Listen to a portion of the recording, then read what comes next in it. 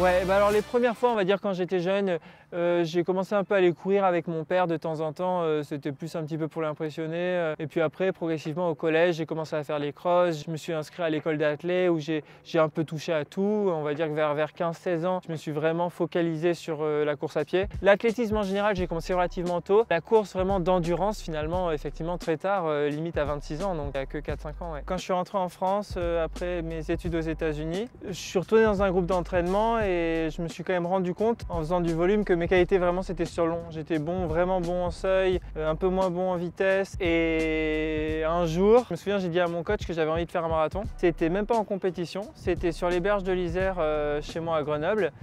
J'ai tout un groupe qui est venu, mon coach, tous mes camarades d'entraînement et tout. C'était genre en plein de mois de... C'était en juin ou en juillet même. Ça devait être en juillet même, parce que je me souviens c'était un jour de canicule. Pour la petite ref, du coup j'ai mis 2h24.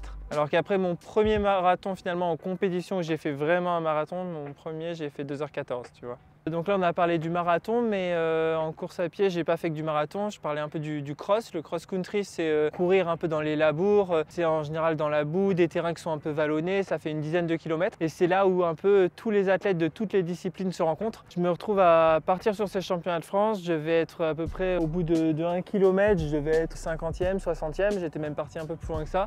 Et progressivement je remonte. À 1,5 km de l'arrivée, je me retrouve 4e. Et je vois les 3 au loin un peu devant, je commence à les rattraper et je me retrouve finalement à finir au sprint avec eux, juste derrière le 3e. Pour donner les références, ceux qui finissent devant moi, c'est Mehdi Frère qui avait fait 2h05 sur marathon, juste devant Félix Bourg qui a fait 2h06 et celui qui gagne c'était Yann Schrub qui fait champion d'Europe de 10 km il y a quelques semaines. C'est mon 2h09.02 là à Séville, enfin en février, pour 2 raisons. D'une, parce que j'ai couru vraiment, on va dire avec la manière, dans le sens où j'ai fait 2h09, mais je suis quand même parti sur 2h06. Il y a 4 ans de ça, 4-5 ans, c'était le record de France. Et moi, j'avais un record à ce moment-là en 2h12. Ça paraît un peu suicidaire. Le truc, c'est que moi, je savais que j'étais vraiment en forme. J'avais fait un stage au Kenya où j'avais été focus comme jamais, que ce soit au niveau équilibre alimentaire, que ce soit au niveau sommeil, que ce soit au niveau entraînement. J'ai été vraiment... Et niveau volonté, j'étais vraiment à 100%. C'est vrai que quand tu t'es engagé à 100%, que finalement tu pars sur un rythme qui est largement au-dessus du niveau que tu avais avant et que même en craquant, j'ai réussi à faire un record de plus de 3 minutes, et ben la satisfaction elle est immense. Et j'avais tous mes potes qui étaient là, qui étaient venus m'encourager. Enfin moi j'étais vraiment... J'étais focus, j'étais dans ma bulle, enfin vraiment il y avait que cette course un peu dans ma tête et il n'y avait rien qui pouvait m'arrêter. Oui, des échecs, j'en ai eu beaucoup. Ça m'a appris différentes choses. Premièrement, le fait de rater un jour, si tu arrives à comprendre pourquoi tu as perdu, tu peux remonter et être encore plus fort. Alors que c'est vrai que les premiers échecs, j'étais du genre à me dire en fait j'ai raté, en fait je vais pas réussir à faire mieux, ça veut dire que les autres fois c'était un peu des coups de chance.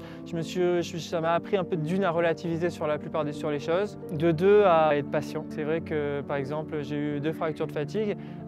Justement, avant de faire 2h09, j'avais été blessé pendant limite presque 1 an. Je m'étais retrouvé à faire presque aucune perf, où je commençais presque au bout d'un moment à me remettre en question, me dire si je continuais à faire que me blesser, est-ce que ce serait pas peut-être la fin de l'athlétisme pour moi, tu vois? Du moins du haut niveau. Et au final, en faisant les choses un peu différemment, j'ai réussi à pas me reblesser derrière et finalement à revenir meilleur que ce que j'avais jamais été. C'est vrai que quand je suis dans une période un peu spécifique, on va dire justement comme au Kenya, je me pose même pas la question, je suis un peu en mode robot, je me dis voilà, il faut que je me lève, il faut que j'aille m'entraîner.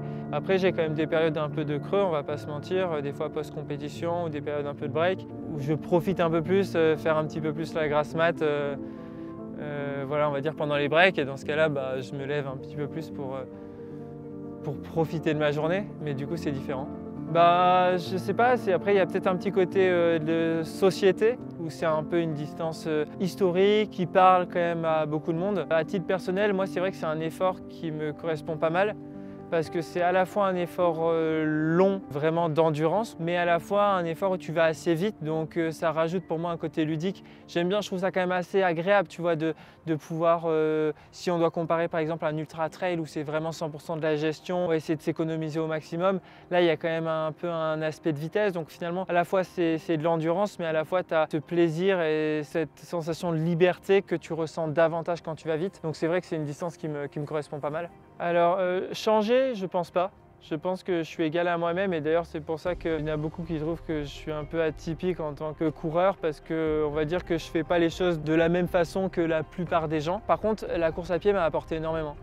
C'est grâce à ça que j'ai pu faire mes études déjà aux États-Unis, que j'ai pu apprendre l'anglais, que j'ai pu rencontrer davantage de monde, que j'ai pu m'ouvrir, que ce soit au niveau des gens, des cultures. Ça m'a, je pense, aidé aussi à prendre davantage confiance en moi. Je pense que quand on est bon finalement dans un beau domaine et qu'on est reconnu, et ben, ça nous donne une certaine crédibilité de façon générale et ça aide à prendre confiance en soi. Donc en tant que personne, ça m'a apporté beaucoup. J'essaie plutôt de faire le vide sur la ligne de départ. Généralement, je check un petit peu tout, justement, que j'ai bien mon gel en plus, que je sois bien entouré des bonnes personnes pour partir sur les bonnes allures. Je me pose vite fait les dernières questions un peu techniques qui vont faire que je vais optimiser ma course. Et après, sinon, j'essaie juste de faire le vide, de pas trop stresser et limite de profiter un peu de l'instant présent, quoi. Là où ça m'apporte le plus, c'est vrai que c'est vraiment sur les compétitions.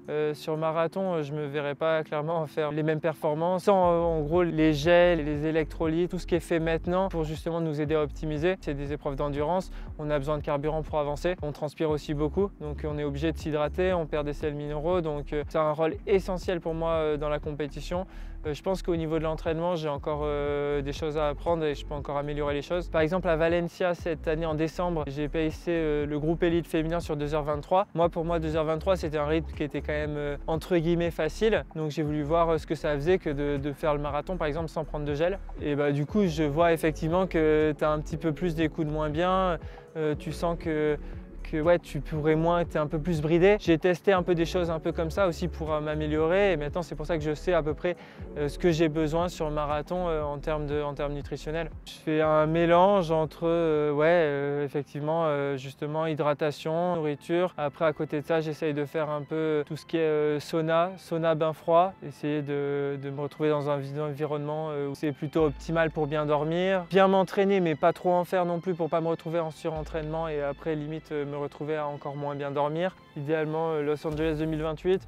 J'avoue que là pour 2024, j'avoue que j'y croyais moyen, je trouvais que mon temps était un peu loin. Aujourd'hui, je me suis quand même rendu compte que je suis vraiment capable de faire 2h07, voire 2h06 sur le marathon. Après, ça dépendra aussi des performances des autres Français, mais on se rapproche quand même des chronos qui permettent de se qualifier au jeu. Après, il n'y a que 3 places, donc forcément c'est dur, mais on va dire que je suis pas si loin, donc ce serait pas exagéré que de rêver de ça. Et pour la plupart des coureurs, les JO, c'est la course ultime. J'aime bien un peu partager justement et parler un peu de course à pied. Un truc tu vois qui me plairait, éventuellement je sais pas, être sur des chaînes, pouvoir en partie conseiller ou tu vois, accompagner des fois le journaliste, être un peu expert, tu vois, par exemple sur un marathon. Ça va dépendre un peu des opportunités un peu qui vont se présenter à moi et ouais voilà, en fonction de si elles me plaisent ou non. Ah, coproduire des gels, ouais, bah pour le coup ça c'est une nouvelle expérience aujourd'hui, pouvoir aider justement Nutri&Co à développer les gels. Je sais que physiologiquement, par rapport aux athlètes en général, je vois que vers 40 ans, ça commence à être vraiment l'âge où les athlètes commencent quand même à se retrouver à être sur une phase on va dire descendante. Il y en a où c'est même un peu plus tôt, il y en a où les blessures vont même les limiter encore plus tôt, ou qui ont envie de fonder une famille, ou qui n'ont plus envie de faire autant de sacrifices. Donc ça va dépendre, mais ceux en général qui essayent vraiment, qui sont vraiment focalisés, qui restent le plus longtemps possible, c'est quand même difficile de dépasser 40 ans. Donc c'est vrai que dans 10 ans, je serai forcément amené à penser à autre chose. Après, pour le moment, moi, tant que je progresse, forcément, j'ai envie de continuer. Surtout que j'ai conscience que d'une, c'est une chance d'être athlète de haut niveau. Et de deux, c'est une chance de faire partie des tout meilleurs Français dans une discipline tu vois, qui est pratiquée par des millions de personnes, en tout cas dans le monde. Et c'est vrai que ce serait dommage de gâcher ça et de m'arrêter aujourd'hui. Déjà, quelqu'un qui hésite, c'est déjà sur la bonne voie, ça veut dire qu'il a peut-être envie. Et le plus dur, c'est de commencer. Donc si tu hésites, je lui dirais commence et tu verras, après tu auras du mal à arrêter, tu vas être pris par le virus.